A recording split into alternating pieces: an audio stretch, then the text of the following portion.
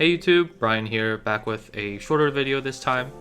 As we approach the North American World Championship qualifiers, as well as other nationals happening across TCG regions, I thought it would be helpful to share some tips and tricks for Maliss that I have found to be very relevant in my own matches. And if you are someone planning to play in high-tier competitive events in this format, this video will hopefully give you an advantage over opponents who aren't aware of these combo lines or these interactions. Let's get started. So the first tip I'm going to show everyone is how you can recover from mass backrow removal like Harpy's Feather Duster and Lightning Storm. I'm going to be using Dueling Book for this video as it's easier to set up the opponent's interactions. But here you'll see a board state that's very common when you play Maliss, where you'll have your usual setup of White Binder, Red Ransom, any number of names in your graveyard, usually White Rabbit, some amount of cards banished as Cryptor Fuel, and then you have your GWC06 and MTP07 set. In certain boards, it's possible that MTP07 might still be in your deck, but a lot of the times, at least for me, I do end up with setting these two at the end of my combo. And you may or may not have a March Hare in your hand, but usually you will have access to Cryptor in some form, either on your field or in your graveyard. So it's possible that like this Cryptor could be in your graveyard, and instead there's a Firewall in her place, or it's possible that the Cryptor could be in the graveyard and you have an allied Code Talker with like Red Ransom and White Binder under him, or it's possible that if you were able to get the full combo, you have your allied Code Talker where Cryptor is, and then you have Firewall beneath him, and then Red Ransom and White Binder right next to him. So there's a lot of different board states that you could have, but this is basically like the bare minimum in order to have the line to recover from Feather Duster or Lightning Storm be possible.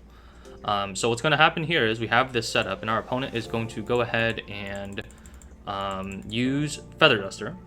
And here, I think like some less experienced Maliss players might just go ahead and flip both of these, because the thought process is like, oh, well, I'm going to lose my MTP07 anyway. I might as well use my MTP07 to search another Maliss name for like follow-up or something like that. But usually when this situation happens to me, I'll just let the MTP07 get destroyed. And I'll show why with this kind of combo here, because what's going to happen is we're going to chain the GWC06, that's going to summon our White Binder, and then our back row is going to get destroyed. On a new chain, our White Binder is going to banish our MTP07 as well as our Red Ransom, and Ransom will trigger on a new chain to go ahead and summon and search us some follow-up. And you can choose to banish anything with Red Ransom here, really, as long as you don't banish White Rabbit, because we need to save White Rabbit for later on in this sequence in order to reset our MTP07. So here, I just use Red Ransom to banish a copy of March Hare to add March Hare to my hand. If you didn't end your turn with March Hare in your hand, that's fine as well, because this is how you can get a March Hare to your hand if you didn't have one at the end of your turn. So we'll go ahead and add a second March Hare here. And then basically, when our opponent goes to play, and our Red Ransom is going to search an underground for follow-up, but essentially when our opponent goes to play, at any point we can go ahead and use Cryptor effect. And remember, Cryptor's banish effect can't be negated if she points to anything. So since she's pointing to both our White Binder and our Red Ransom, it's incredibly hard to stop Cryptor's banish effect. So we're going to use Cryptor's banish effect, and we're going to target our MTP07 to shuffle it back and banish something from our opponent's field. So you've already non-targeting banished something of your opponent's, but then also on resolution, we're going to go ahead and use March Hare to summon herself in between Red Ransom and White Binder, so that neither of them can be targeted by our opponent's card effects. And March Hare is going to then banish our White Rabbit. And so that allows us to then trigger White Rabbit, since we didn't use her earlier in the turn. And White Rabbit can go ahead and just reset the MTP07 that we shuffled back into the deck.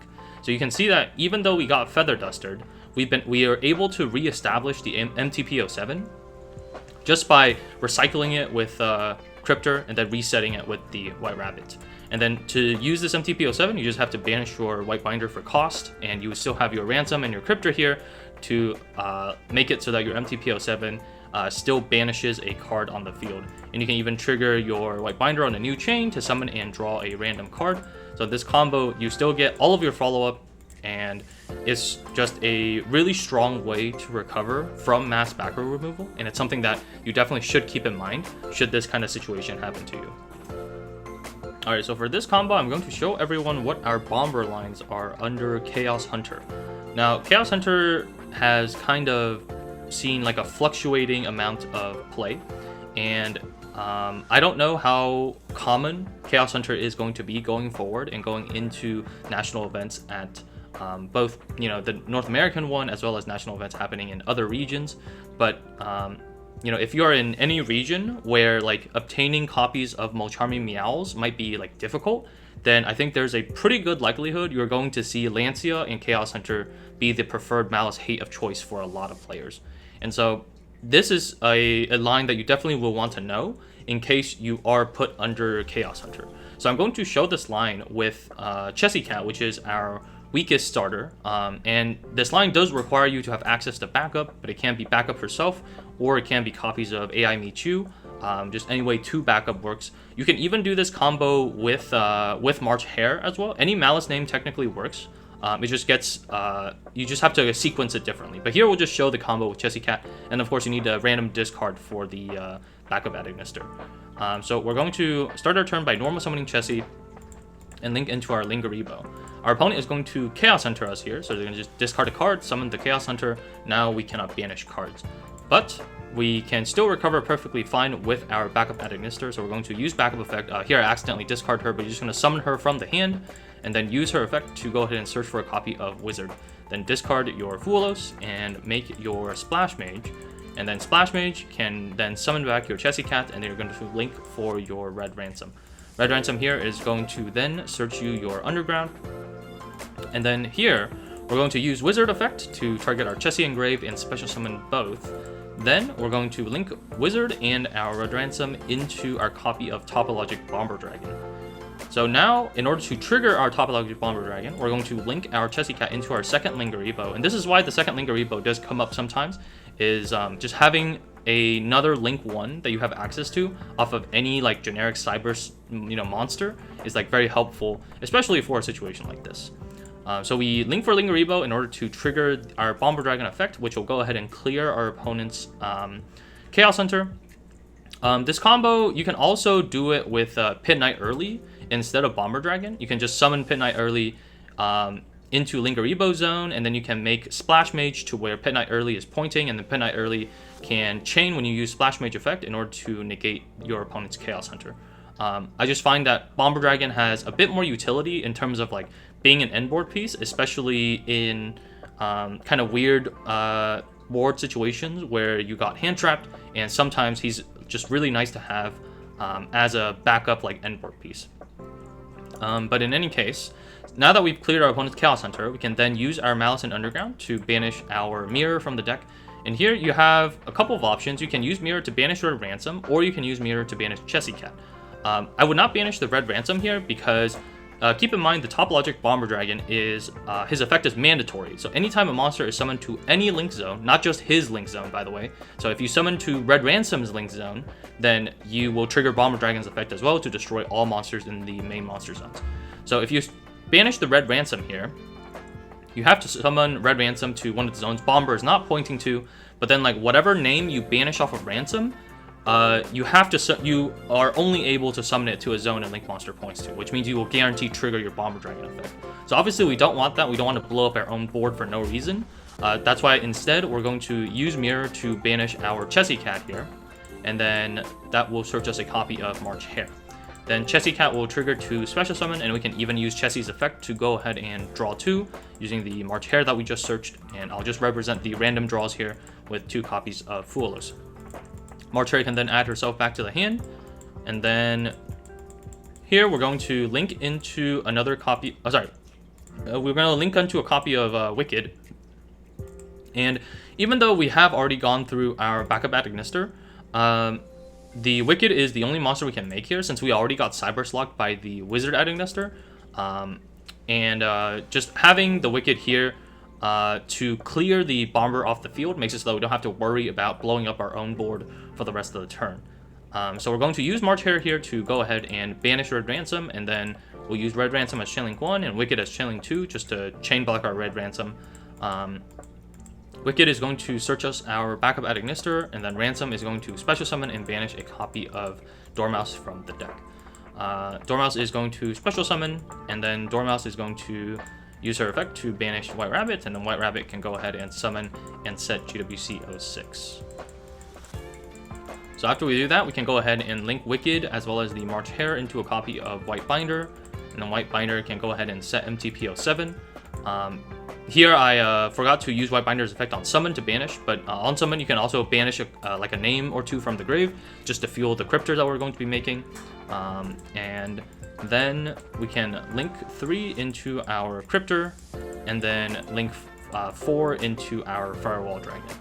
So even under Chaos Hunter, we still ended on a pretty good like half board. We have access to all of our Maliss names and all of our follow-up. We have GWC and MTP 07 set. And yeah, this is still a really strong setup even through Chaos Hunter.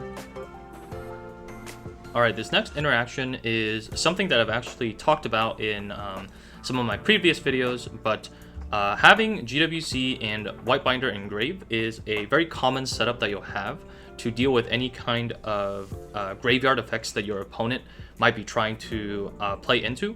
And something that I'll see very commonly is, of course, your opponent is going to lead with Fiendsmith Engraver and then use Engraver to go grab Fiendsmith's Tract.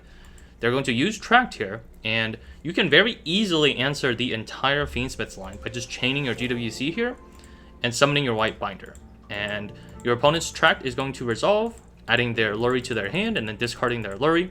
And then on a new chain, your opponent is going to use Lurry effect to summon itself from the graveyard. Since your opponent is the turn player, their trigger effects will go first, and then your White Binder will be channeling 2, and you can then just use White Binder to target your opponent's Lurry and your opponent's Engraver and whatever name is in your graveyard. So if you have Red Ransom, you probably target Red Ransom, and in that way you deal with both the Engraver and the Lurry, and yeah, you basically are able to very easily just get rid of your opponent's entire Fiendsmith engine there. Because the Fiendsmith engine, if you don't properly deal with it, is able to trade with a lot of your cards just because like it's so good at generating an advantage and also threatening your board with stuff like, you know, Engraver, Send.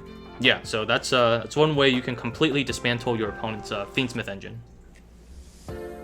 So another similar interaction that you have access to against Mermail Atlantean specifically is when your opponent goes for Poseidra effect. So usually if you set up turn 1 and your opponent is going second, Poseidra is a very strong board breaking tool for the Mermail Atlantean deck because Poseidra can send for cost to target a card on the field and bounce it, and sending for cost is something that's very hard to react to for a lot of decks. But here, when our opponent uses the Poseidra effect, we're going to chain GWC to the Poseidra, and I did misclick there a little bit, summoning the Poseidra, but you're supposed to chain the GWC to the Poseidra effect in the hand to summon your White Binder. And then what would happen is your White Binder would special summon, and your opponent's Poseidra is then going to special summon. And on the new chain, again, this is similar to the track thing. Your opponent's trigger effects will go first, and then your trigger effects will go second, since your opponent is the turn player in this case.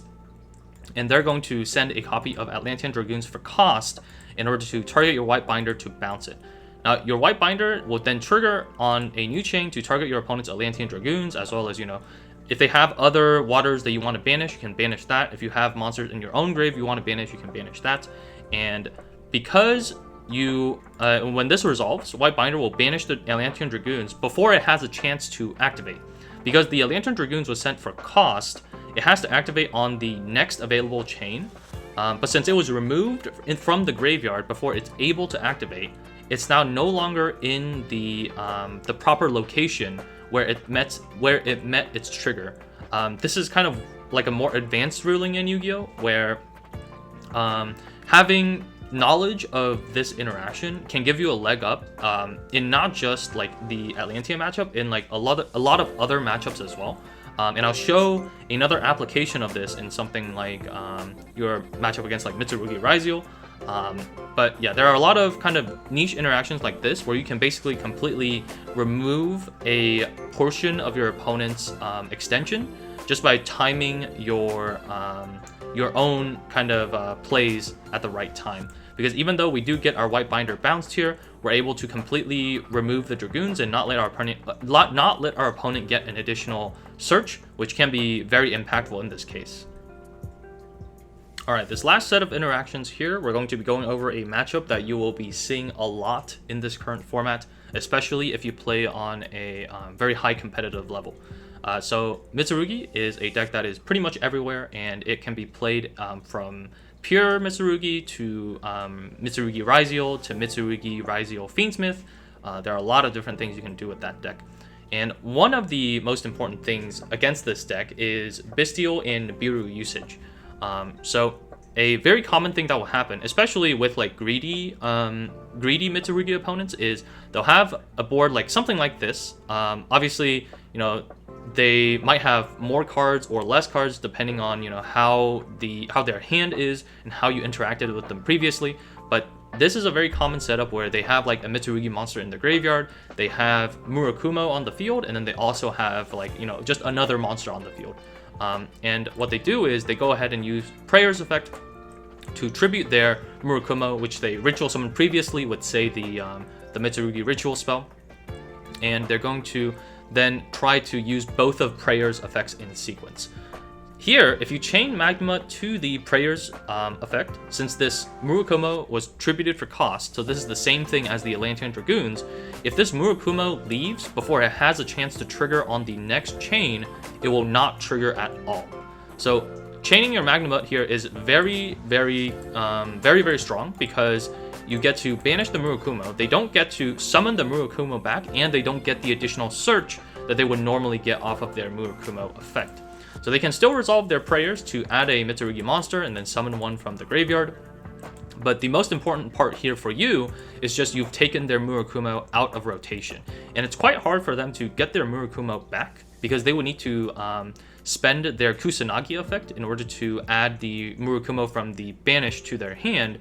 But it's likely that their Kusanagi is probably already in the graveyard, and their Mitsurugi ritual is probably already in the graveyard, so they would have to pick between adding back their Mitsurugi ritual or adding back the Murakumo, and it's just very hard for them to get to. Like, it's not impossible, but you've set them back quite a lot, and you know, a well-timed Bystial can be really strong against Mitsurugi, kind of as I've shown here. But another very important interaction with the Mitsurugi deck is Nibiru. So a lot of people, I think, aren't aware of this, and essentially we're going to reset the board back to here, and let's say that you didn't have the Bystial in your hand. So we'll just ignore this Magmut here, and our opponent has tributed their Ame for cost and summoned their Saji and searched for a copy of Habakiri. So here they're going to use the effect of their Murakumo to search for a Mitsurugi card and special summon itself from the graveyard, since it was properly ritual summoned before. And here I didn't put another ritual Mitsurugi card in the opponent's deck, so we're just going to pretend like they search another copy of Prayers. It doesn't really matter.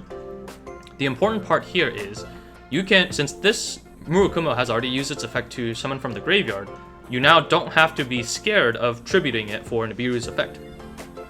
So you can go ahead and use the Nibiru effect here, and obviously our opponent is going to chain the effect of Murakumo, so that we have to discard a card in order to make the Nibiru resolve.